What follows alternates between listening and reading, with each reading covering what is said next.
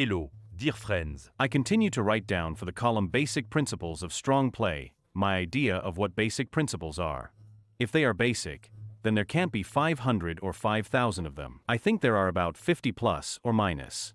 And all of them I'm going to voice them and put them out about once a week. I try to do it on Thursdays approximately. So they're numbered and they have some sort of title, a general theme one after the other. Based on these basic principles, starting from the first one, you will be able to take these basic principles from the very beginning level and apply them. Apply them and you'll be surprised just how big of a difference it will make in increasing your power game. Well, issue 14, which is what you're seeing right now, goes like this. Don't make too many pawn moves in the opening. Sounds a little long, but it's the only way to put it.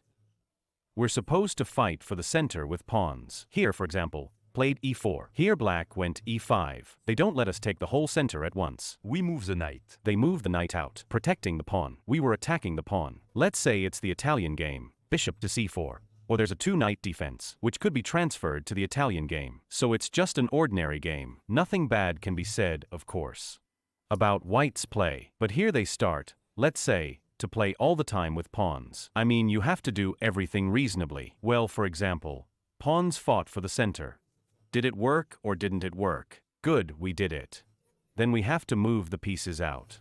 We've brought out the pieces, put them in different necessary places, put them in the best positions, prepared some kind of blizzard piece scheme. Well, like this, if possible. And then after that it is still possible to castling, and it is even necessary to make. And then you're ready for the Mezzelspiel, by the middle of the game. But what if you make a lot of moves with pawns? Let's see if it's good. Clearly, it's not good, but still. So c3. The c3 move is quite good at this stage. It can prepare a move on the queen side or in the center. Black moves usually d6, closing the wicket behind the bishop and opening his white bishop. Let's say b4. The bishop is gone. Seems reasonable, because it threatens a5 with the capture of the bishop. Black, for example, moves a6. Already the move a5 is not so necessary, but let's say it was made. And now, well, it's time to castling. But instead, for example, h3. Black castling. Notice that black has already moved all the pieces out. The bishop from c8 is already half developed, and suddenly g4. That is, white goes on all flanks. Here they storm and look aggressive and seemingly strong, but in fact weak. And why? And because pawns are weak fighters. What are pawns for in general? They, go to the junction with each other, and in a battle between soldiers, pawns with pawns change, sacrifice their pawns, often chess players to open roads, lines, diagonals, verticals for their pieces. So pawns go forward, but where are the pieces?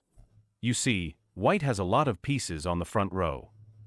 So there's a big gap between the pawns, as if they were soldiers, and the wagon. But there are no heavy officers, nobody supports them. And then there is such a problem any flank. Such games can run into a blow on the center. Black carries a blow on the center d5. Well, you have to take the knight hits d5. Look at the position is quite dangerous already, white's position. And that's how I can't recommend white to play in any way, and that's why the principle that I voiced, it can't be shortened in any way, and it sounds like this. Do not make too many pawn moves all over the board in the opening. Do not walk pawns, do not. Make some initial moves, fight for the center, as it was in the previous issue in the 13th. And that's it. And then develop the pieces further. Castling, preparing for the snowstorm. That's the principle. Well, and also on my channel, you can always get any quality training. Individually, I teach on Skype. I have a year's worth of already recorded courses from the 3rd grade to the 2nd grade. From the 2nd to the 1st is a separate course.